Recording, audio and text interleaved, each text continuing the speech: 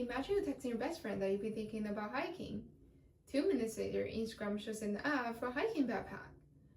You're surprised, but it's not completely out of ordinary. Now imagine someone misuses your location data and learns when and where you're going to hike. This is not science fiction. This is the real situation about cell phone surveillance. Last year, my friend's social media account was compromised, and the experience made me more aware of cybersecurity. The hacker knew where she lived and even sent scary letters to her family. Since then, I've read numerous articles and research reports about cell phone surveillance. Today, I'm going to talk about the use of cell phone surveillance technology to track people without their knowledge.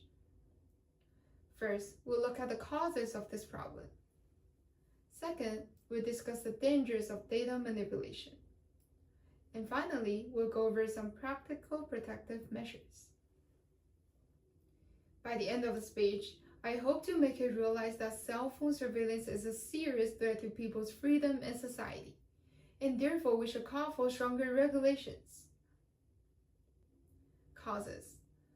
Apps and operating systems secretly and automatically collect a lot of people's personal data and people are unaware of it. Most of us believe we're making free choices on our phones, but companies often turn our daily behavior into data for profit without our knowledge.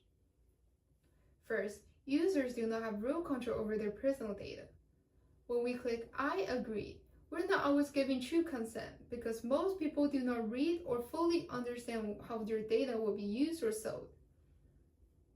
According to the Pew Research Center report, published on October 18, 2023, 73% of Americans said they had little or no control over what companies do with their personal data, and 67% of Americans said they understand little to nothing about how companies use it.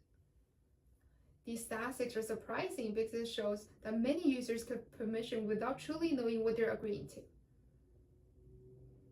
Secondly, data collection is constant and automated. Many apps track how we use them, including when we open them, how long we stay, and what information we enter.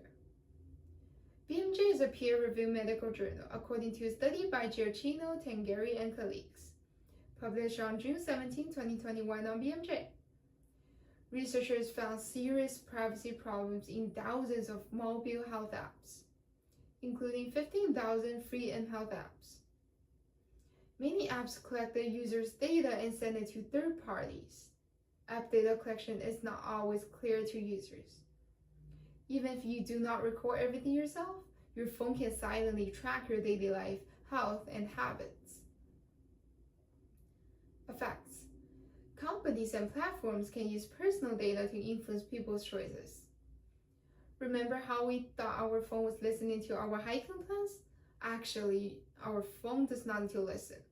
It already knows your habits, your schedule, and even your emotional patterns. Firstly, companies can use personal data and algorithms to shape people's behavior. Instead of just showing the same information to everyone, they use digital tools to personalize what each user sees. A 2025 study in contraception shows how algorithm ethics connect to health app use.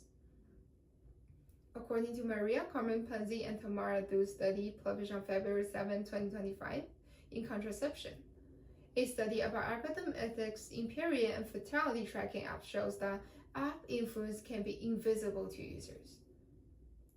These algorithms may shape how people view their bodies, health, and decisions.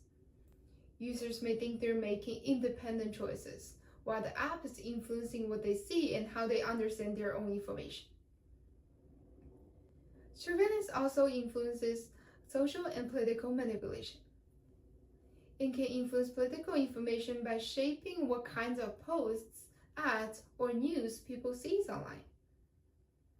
According to the Pew Research Center report, published on April 29, 2024, 78% of Americans said social media companies have too much power and influence in politics. This does not mean platforms directly control people's beliefs, but it shows that many Americans are concerned about their political influence. When platforms personalize political contents, they can shape what information users see and how they understand public issues. Now, we already introduced the causes and effects of our cell phone surveillance. Let's jump into the solutions. Firstly, at the micro level, we need more concrete and specific privacy laws.